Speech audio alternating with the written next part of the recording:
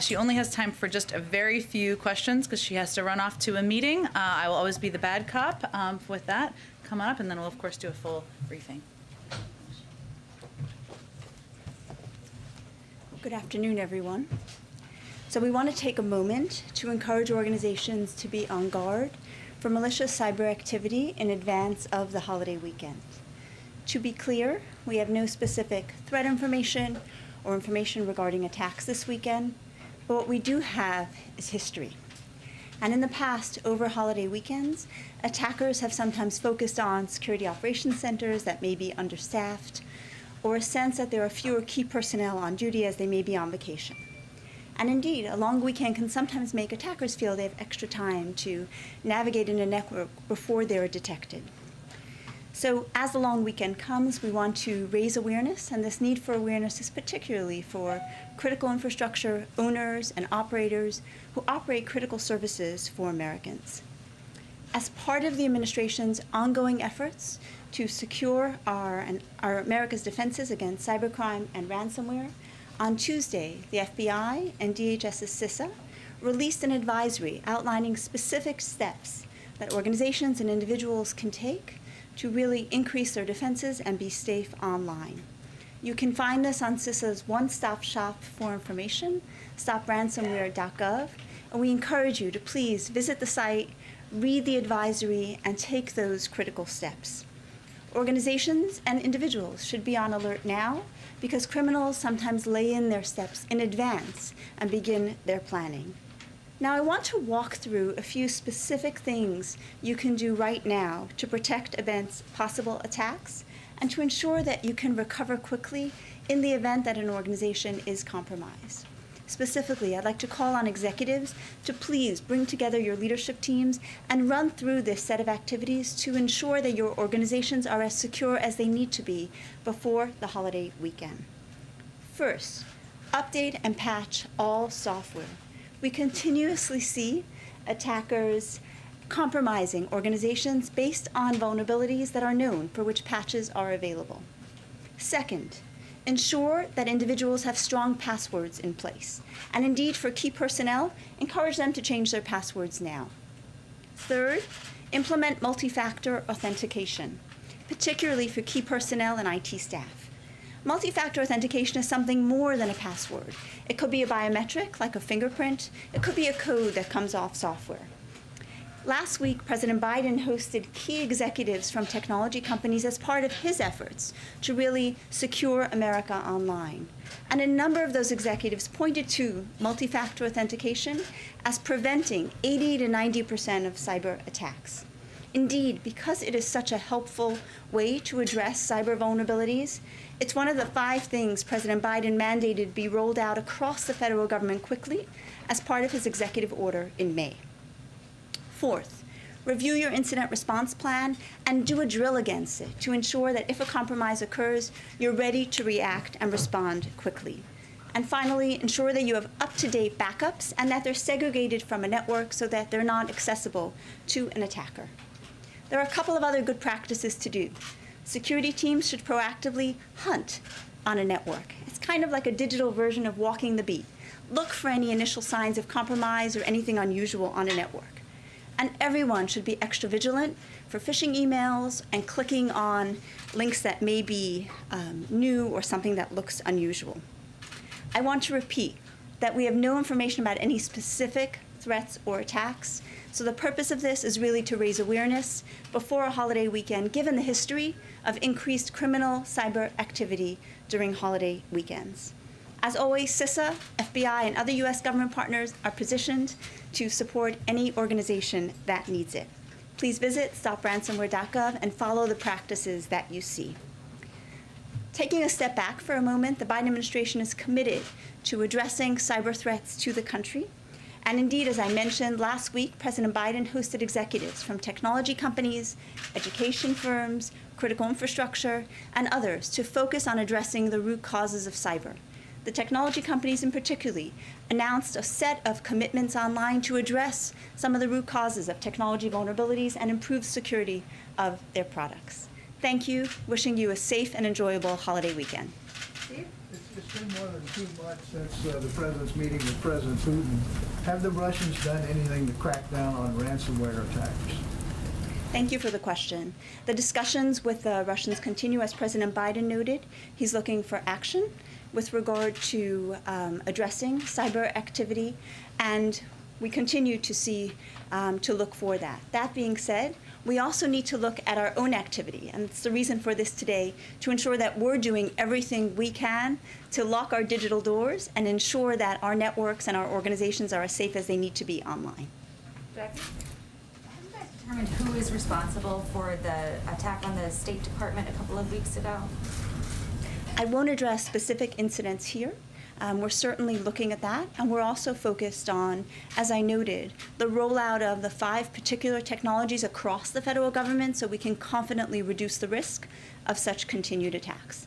Those are on a tight timeline. So far, both CISA and Commerce's NIST have met every single timeline, and those key technologies are scheduled to be rolled out within 6 months of the President's executive order last May. So we're really tracking October and November to ensure that we've modernized our defenses across the federal government. Do you believe that the patches that need to have been done have happened across agencies?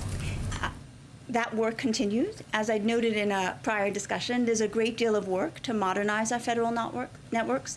They were not where they needed to be. And that's one of the reasons that the President mandated such aggressive, we believe achievable, but aggressive steps to bring them up to where they need to be to meet the level the attackers focus on those networks. Jen? Some of my colleagues at Bloomberg reported today about identifying some of the Chinese state-sponsored hackers who are behind an alleged NSA, co-opting an alleged NSA backdoor in products from Juniper Networks, which has obviously been known about for quite a few years. What are the administration's policies around the use of backdoors, and what are the guidelines, if any, about NSA's ability to insert backdoors into U.S. tech companies' products? As you know, that's been as you noted, that's been an old story that's been reported, and I think we've continuously noted that there isn't substantiation for it. Focusing on supply chain for a moment, the supply chain and the need to ensure that software is as secure as possible is something that's absolutely a priority of this administration. I think you saw in the President's executive order, he mandated putting in place certain steps to ensure secure supply chains for products, and those are rolling out. Indeed, as well, I think you saw several of the announcements that came out of the summit last week. So we're absolutely committed to working with technology companies to ensure that their products are as secure as needed to face the attacks of today. Do Monica, and then right in the back, and then we'll have to wrap it up. So there was a spike in ransomware attacks earlier in the summer that seems to have slowed down slightly. To what do you attribute that? And then you did mention there wasn't something specific that caused you to come and bring out this warning. But in terms of Labor Day, is there anything different about it that you would like to highlight, given we haven't seen these kinds of warnings before the 4th of July or anything else more recently? 2 really good questions. First, we've noted the decrease in ransomware, and we think it's an important step in reducing the risk to Americans. There could be a host of reasons for it, so we're noting that trend, and we hope that that trend continues.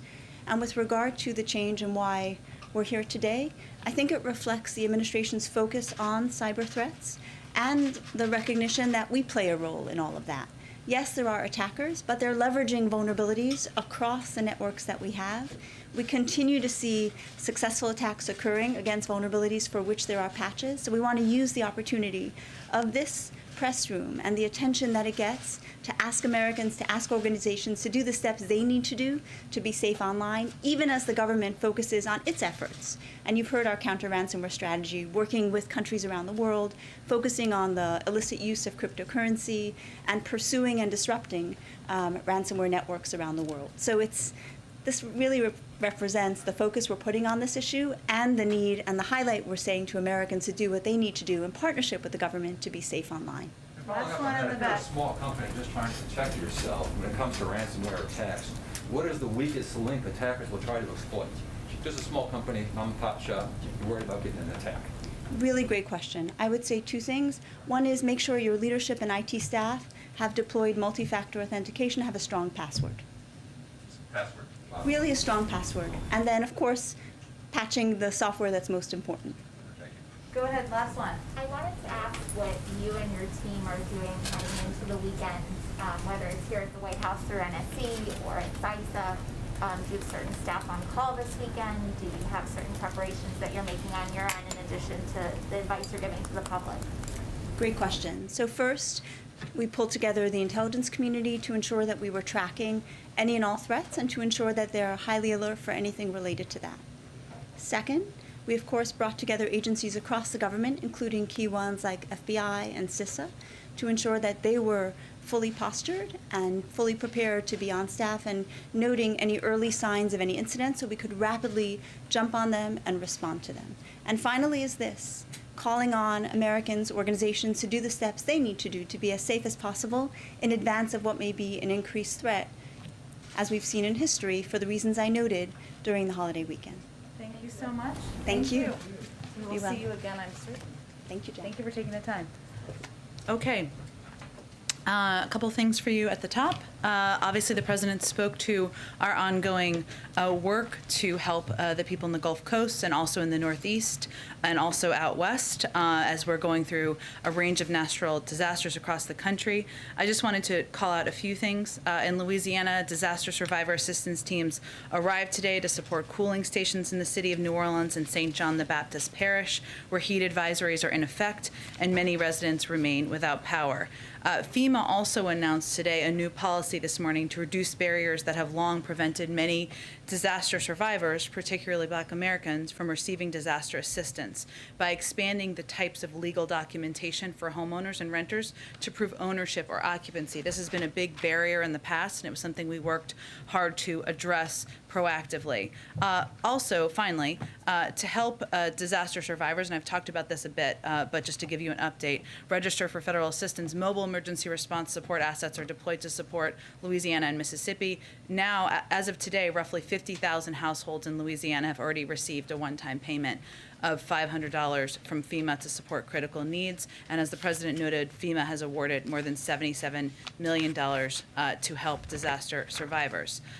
Also this week, as part of our efforts to engage with communities that are hesitant about COVID-19 vaccines, White House Senior Policy Advisor for COVID-19 Equity, Dr. Cameron Webb, has held community confidence visits to encourage vaccinations in cities across the South, including Columbia, Jacksonville, Columbus, and Mobile. The community confidence visits aim to take a systematic approach to community conversations about COVID-19 and the vaccines that focus on the interrelatedness between COVID-19 and long-standing social determinants of health, including housing, education, mental health, and food insecurity. We've been really encouraged by how receptive people have been to these conversations, and more broadly encouraged that more people continue to get vaccinated, including nearly 2 million in the past 2 days, people in the past 2 days, a strong start to the month. And I know there's a COVID briefing that starts in about 40 minutes, and you can learn more there. Go ahead, Josh. Wonderful. Thanks, Jen. Two subject areas, both legal.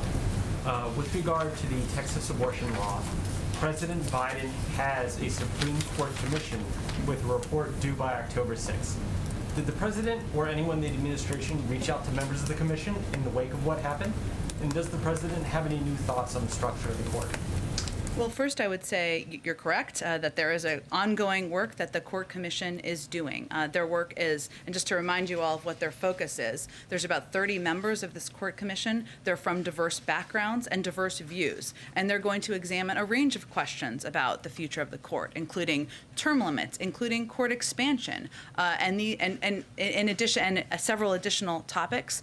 We have not to my awareness, have we reached out to the Commission. It's important they do their work on the timeline that was designated and that they examine from a broad and diverse viewpoint all of these questions. But the president looks forward to reviewing their work when it's completed. And the president doesn't have any new thoughts on the structure of the court? He's waiting for the conclusion of this report, looks forward to reviewing it, seeing where they come out. And then secondly, on the Purdue Pharma bankruptcy, does the administration believe the settlement gave sufficient justice to the victims of the opioid crisis? It's a great question, Josh. I want to speak to our team and see if we can get you a more specific comment on that. Go ahead. On the Texas law, what avenues are available to you in the short term for reacting to this law? We saw the president's statement directed the Gender Policy Council to do some things. What do you envision happening here?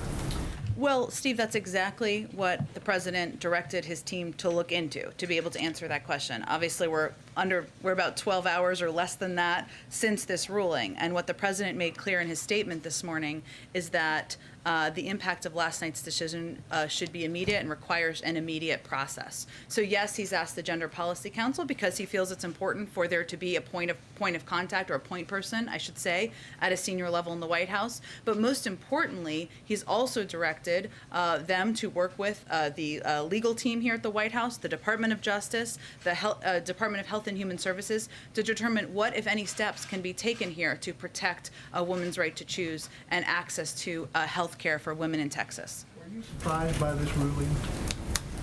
We can never predict rulings, I will say, Steve. We certainly know the makeup of the court, but again, we try to stay out of the business of making predictions. One thing on Afghanistan, do you see any possibility for a limited easing of the freeze in Afghan assets to prevent the collapse of that country's banking sector? Well, I would say first, let me give you just kind of an overview of kind of what some of the considerations and good questions are.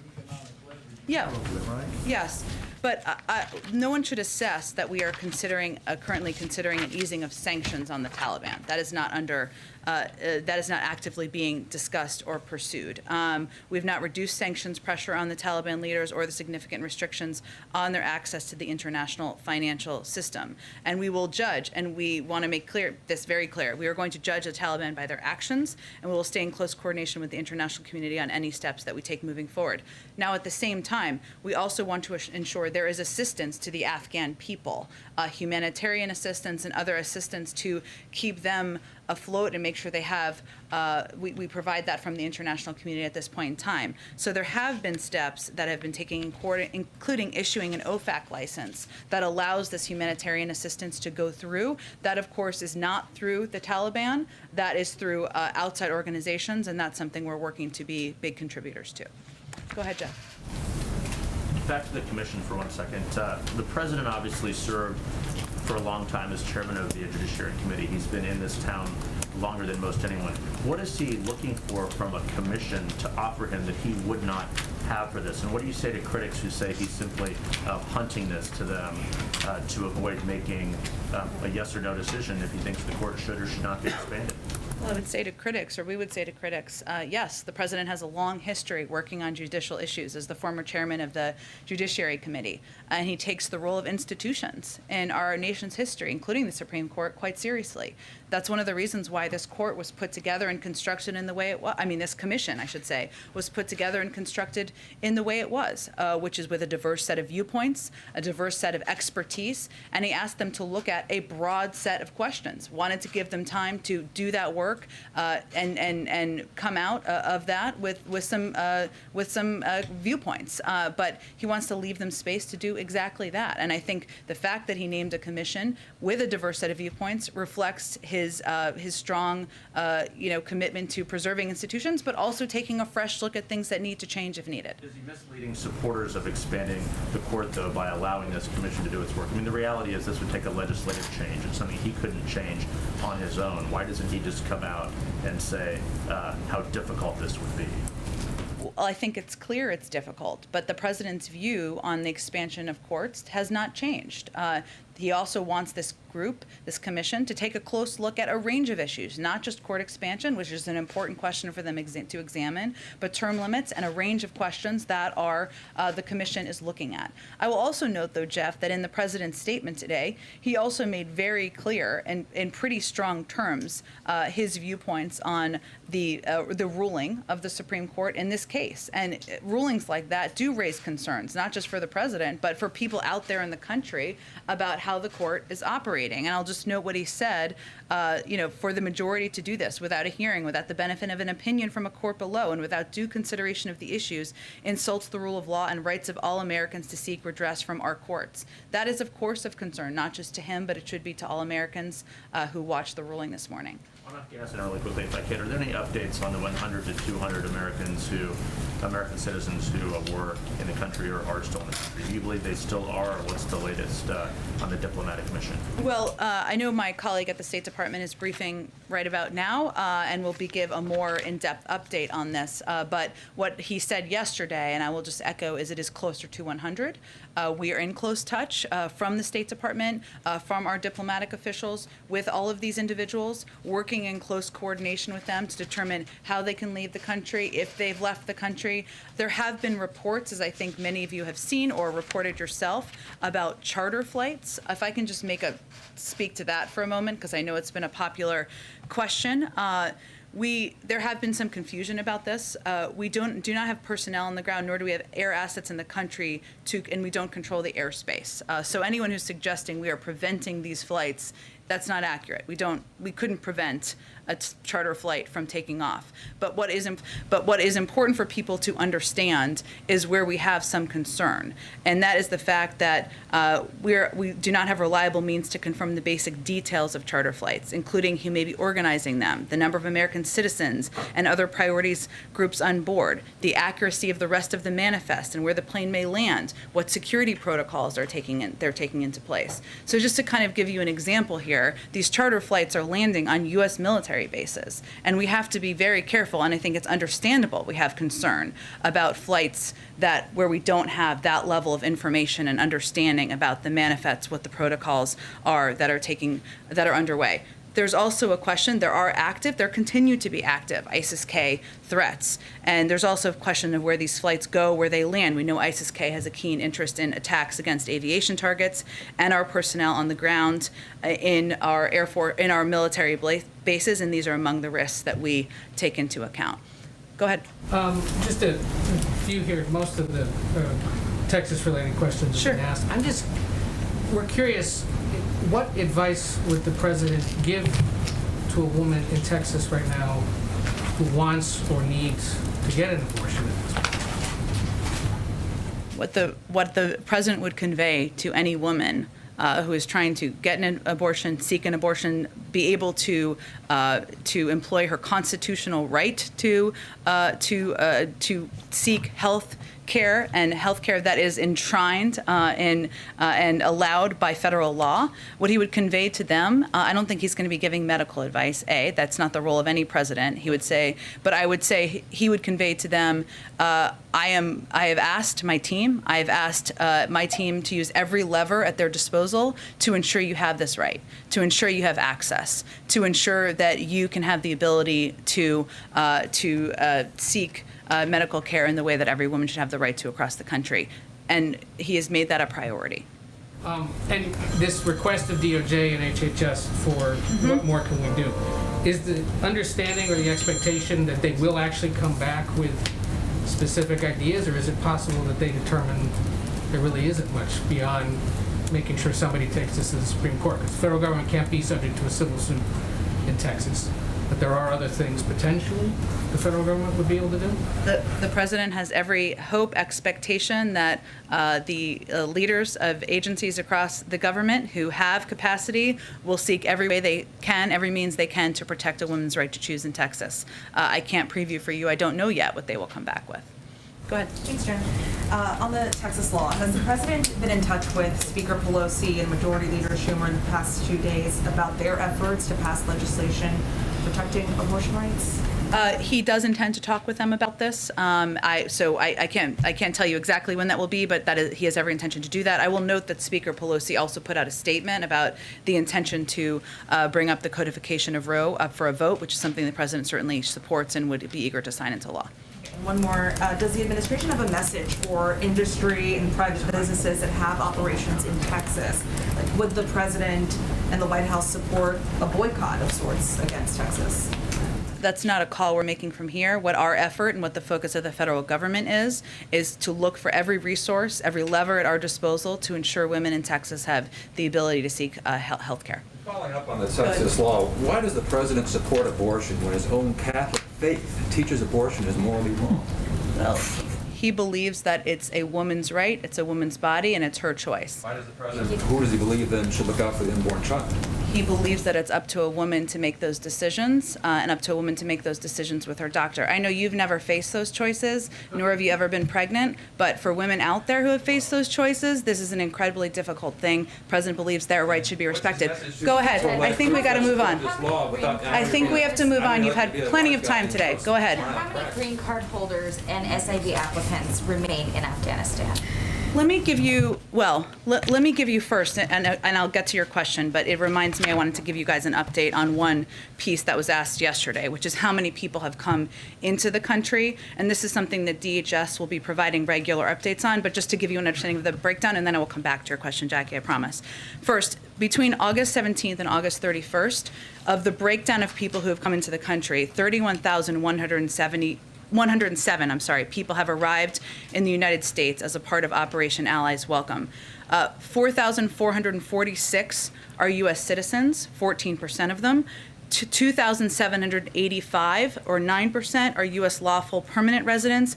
23,876, or 77%, this is the statistic I gave yesterday, which I then later butchered in the briefing, are other Afghans at risk, including SIV and other visa holders, SIV applicants, P1 and P2 referrals, and others. Note that this group includes a small number of third country nationals that were also evacuated and processed. We will give updates on that. That's obviously the data as of just a couple of days ago. In terms of your question, which is a very good one, Jackie, in terms of how many people are in the country now, there are people who are eligible. We may not even know they're eligible yet, right? It is very hard to define those numbers. That is something that certainly the State Department, in coordination with the Department of Homeland Security, are going to be assessing what we think the population is and how we can work with this population to ensure that we help individuals who want to leave and want to depart the country to depart. Some of those people may be eligible for a range of our programs, SIV programs, P1, P2 programs. Some of them may not, but they still may want to depart the country.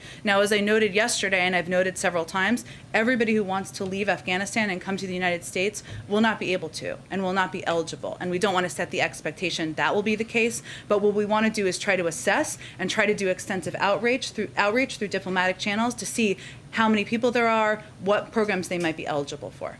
Thank you. And then I wanted to get to the Taliban and questions of whether it's keeping its promise for amnesty. There was some reporting from the BBC, some color from that story. Since the Taliban came to power, one man said they haven't stopped killing. A few days ago, this person said they killed 12 members of special forces in Kandahar, 3 soldiers in Jalalabad as well. The Taliban took them out of their homes and shot them. Given this kind of reporting that we're hearing, is it possible that our reliance on the Taliban to keep their word in terms of our evacuation is misplaced for going back on things like the amnesty promise? Well, first, I don't have any confirmation of those details. I'm not questioning the BBC's reporting. I just don't have any confirmation of them from the U.S. government. I would certainly point you to the Department of Defense and others who might have additional details. But what I would note here, Jackie, is no one is saying from the federal government, no one, the president, Secretary of Defense, no one from the intelligence community, that the Taliban are good actors, right? We are not saying that. That is one of the reasons we are being so clear that we are not rushing to recognition. We will be watching clearly. We have a range of leverage at our disposal, including access to the global marketplace. And of course, we will be assessing. It's, of course, based on how they treat individuals in the country, how they treat women, whether they let people who want to leave the country leave. All of those are factors that we will be assessing. But I don't have any confirmation of that specific reporting. Go ahead. Jen, yesterday you said you were going to check on the specifics, so just to be clear, the president does support the Women's Health Protection Act? We are looking at a range of options in Congress, including the Women's Health Protection Act, but I don't have an assessment at this point in time about that piece of legislation. And will there be a point person for this whole of government approach, like with voting rights or with immigration? And if not, why not? The president conveyed clearly in his statement he'd asked the Gender Policy Council co-chairs to oversee this effort. And what's the timeline on that policy council? I'm not. When will they have a deadline to get back to him, or when they may produce a report? Well, I wouldn't look at it as producing a report. They are going to be coordinating all of the leverage and all of the efforts and policy options across the government. And the president wants them to act as quickly as possible. So it's not a means of 100 days and then we'll get a report. It's let's see what our options are and let's act on them. Go ahead. If I could just try to drill down on that. The president did say an immediate response is required. I know you said you're not in a position to preview any, but what does the White House see as a federal responsibility here? I mean, you're talking about the possibility of involving the Justice Department, HHS. In Oklahoma, there are clinics that are saying, okay, we are offering the service, come here. Is that something that the federal government could do? Provide transportation for women outside the state of Texas? These are all great questions, and I would note that it wasn't just the Department of Justice that the president referenced in his statement on purpose, right? Because the Department of Health and Human Services has a range of resources, funding, programs that they can look at and potentially deploy. And yes, it is urgent. The president wants them to look at these programs now and come back and see what's possible, but it has been less than a day here, and I just want the experts and the policy experts to be able to assess what's possible, and then we will get back to you and make sure you all know exactly what our options look like. Go ahead. Thanks so much. There are some concerns about the recent drone strikes and the possibility of more. Some groups like the ACLU, as well as some former Obama officials, feel this is an indicator that the forever wars are not over if drone strikes continue. Can you address those concerns and speak to whether these drone strikes mean an extension of the war? The strikes that killed ISIS-K terrorists? And the possibility of more. President Biden yesterday said that this is not over. Well, if anybody wants to convey they don't think that we should kill ISIS-K terrorists and kill the people who killed 13 members of our military, then the president's happy to have that debate. Go ahead. Can I ask another question on refugees? Thank you. Some groups are anticipating about 50,000 Afghans coming to the United States.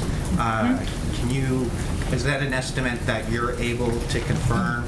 And is there anything more that you can share on what status they will arrive? Will most of them have humanitarian parole, SIVs, P1, P2s? And how will those numbers be applied to the refugee cap? Will they be part of the 125,000 that's been committed to, or in addition? These are all really good questions that are being discussed by the team as we speak. But let me try to answer what I can answer at this point in time.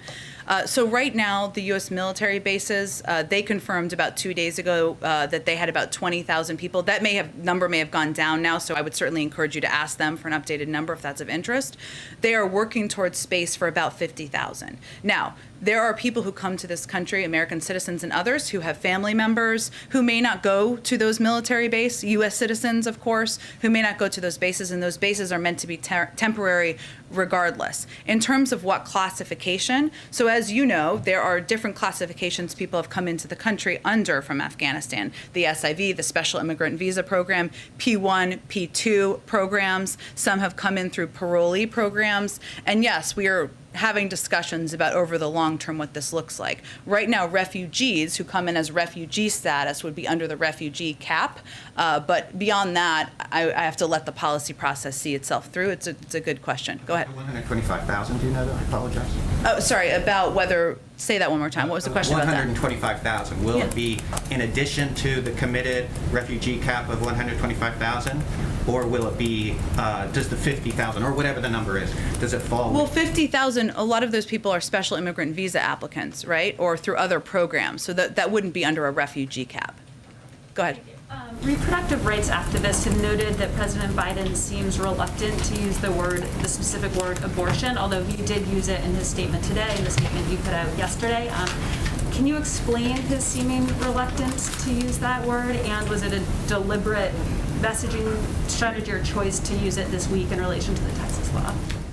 I have to say, as somebody who strongly supports women's rights to choose myself, as somebody who's spent time working with groups like Planned Parenthood, amazing groups like that I think the most important value people should look at is what the president does in his actions and what he fights for. And I don't think I'm going to have any other assessment beyond that.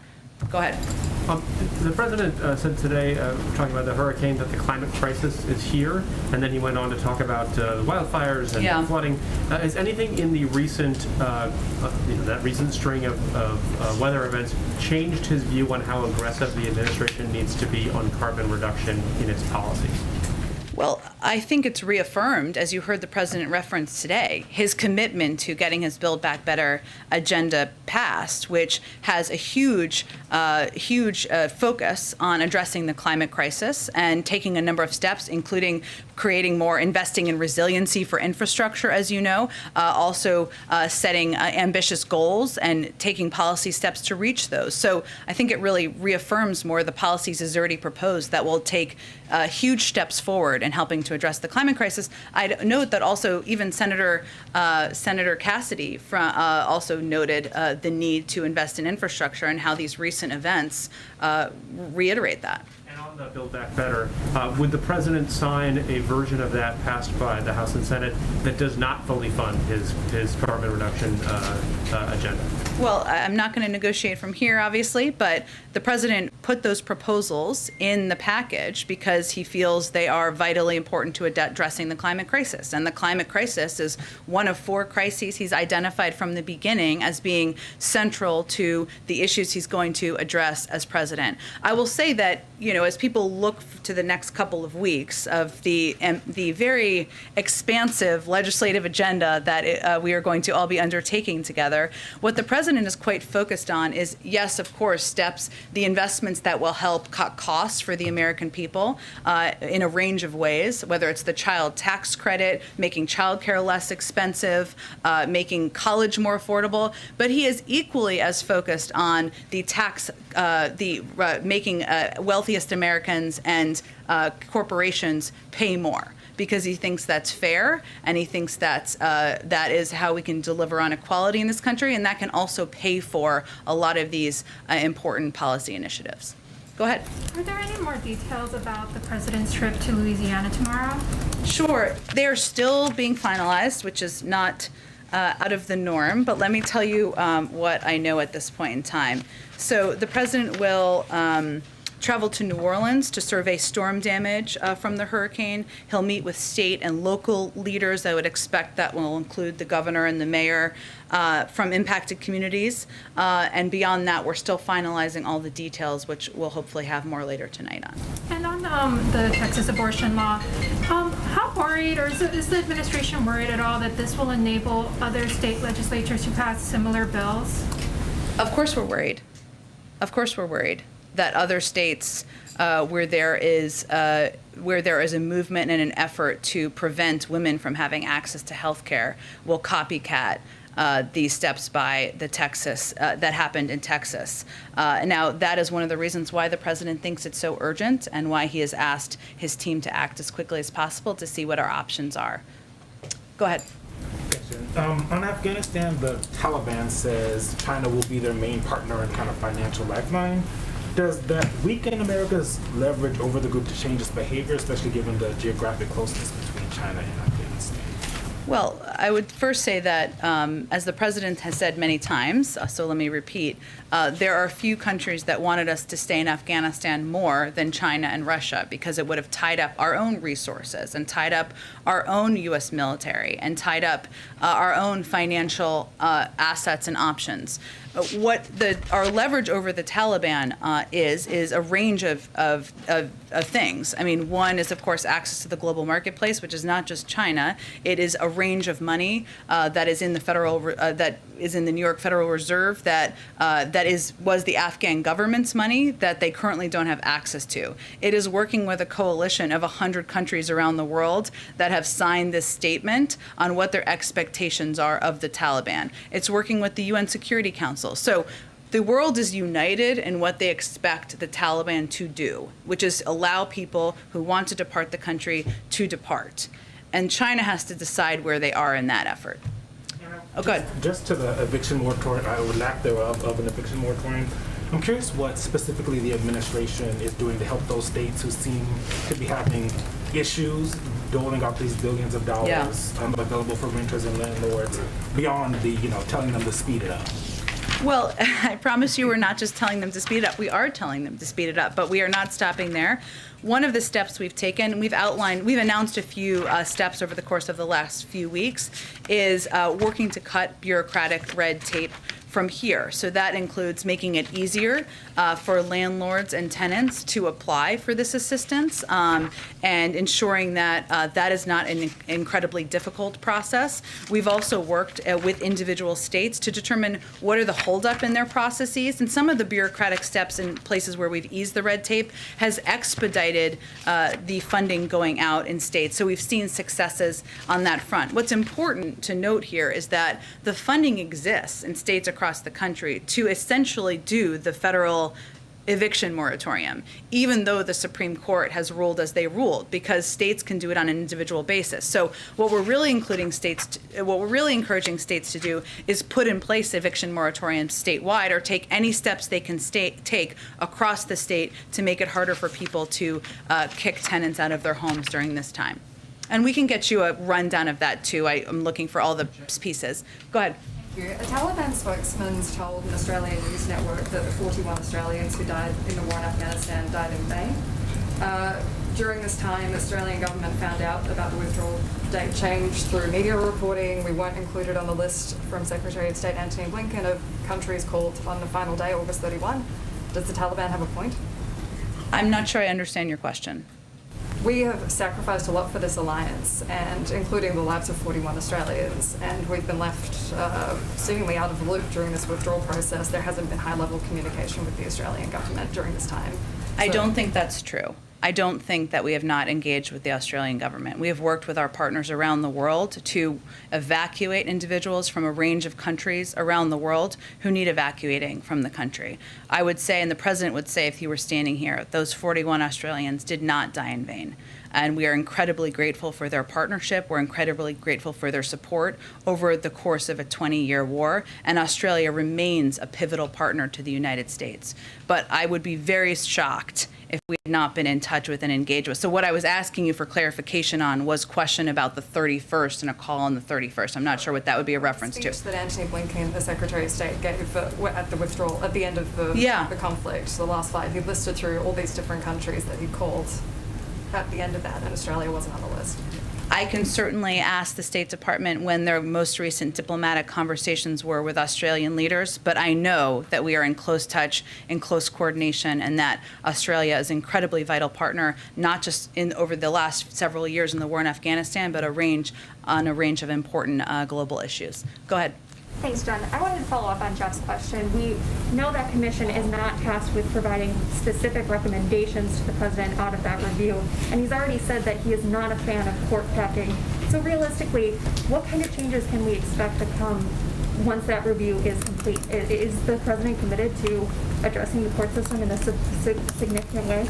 Well, the president wants to take a look at what the court reform group advises on. And yes, they're not coming out with these are the 7 steps that we are recommending. It's a diverse group with diverse opinions. And he felt that was important, given this is a vital institution in our nation's history. So I can't predict for you. I don't know where he's going to land. I'm going to leave the space for the president to determine that. Go ahead in the back. A couple of follow-ups. First, I want to ask about the answer that you gave to Franco about the ongoing sort of drone strikes in Afghanistan. Mm-hmm. Because the president talked about in his recent remarks that this was kind of a new chapter, and you've talked from the podium there about sort of meeting these threats now where they are outside of Afghanistan. Yeah. So if these drone strikes do continue, the concern from the international community is these are like extrajudicial killings, there are civilian casualties often. I mean, how is this sort of the new era? It seems almost like business as usual. Well, I think it's the context of the president's remarks was not drone strikes are the new era. It is we need to meet threats where they are and ensure we're taking steps to address them in coordination with the global community, of course. I will say that the United States takes the threat of civilian casualties incredibly seriously. We do everything we can to prevent civilian casualties. That will continue. I know there have been very good questions about the strike that happened over the weekend, and there is an investigation into that. There's been a range of reporting, but the investigation needs to play out and conclude before we speak to that. But I would say what the president is referencing is there are a range of countries around the world. We don't have a military presence on the ground, but we can still prevent terrorist groups from metastasizing and posing threats to not just the United States, but to our partners and countries around the world. And there's a range of tools and tactics. So that's what he was conveying. Just one more, go ahead. Bill, go ahead. Oh, apologies. One more follow-up. Sure. Steve Holland's question this time. You kind of updated us on how you're sort of encouraging the international leaders to get the money flowing into Afghanistan again. And as these aid groups are warning of a humanitarian crisis, given the fact, and this is again referencing the president's remarks, he's $2 trillion spent there. What's being done to ensure that all this money that's spent whether it was in the past or in the future, is actually getting to the people that need it, and not to corporations that have profited off of people's misery for so long. Absolutely. One, I would say he signed this OFAC license because he wants humanitarian groups that we know we can rely on to be able to have access to provide this assistance. And that was a step we took to ensure that. One of the pieces we've talked about a bit in here is the importance of getting airports functioning, right? Not just at HKIA, but in regional airports, because that's how this humanitarian assistance is going to be delivered to people across Afghanistan. So that's another area where he's quite focused, and the Secretary of State and our government is quite focused. Two more foreign questions. First of all, in Afghanistan, what is the administration's position on the National Resistance Front led by Ahmad Massoud? And is the U.S. talking to or assisting them in, or in any way supporting them in reaching their goals? I don't have anything to read out in terms of engagements with them. I'd point you to the State Department. Secondly, as you know, Climate Envoy Kerry is in China right now to talk about climate change. Chinese foreign minister has said, quote, if the U.S. wants progress on climate, forgive me, sorry, quote starts here, stop regarding China as a threat and as an adversary. End quote. Does the administration see China as an adversary in this regard, and are you willing to meet them in the middle to make progress on climate change? Well, the United States sees China as a country where we have disagreements, and we also have areas where we can work together. And that's what complicated diplomatic relationships look like, and certainly our relationship with China falls into that category. Thanks, everyone, so much. I don't think I'm going to have anything new to what I already answered on that, but we'll see you all tomorrow. Thanks, everyone. Have a good trip. Thank you.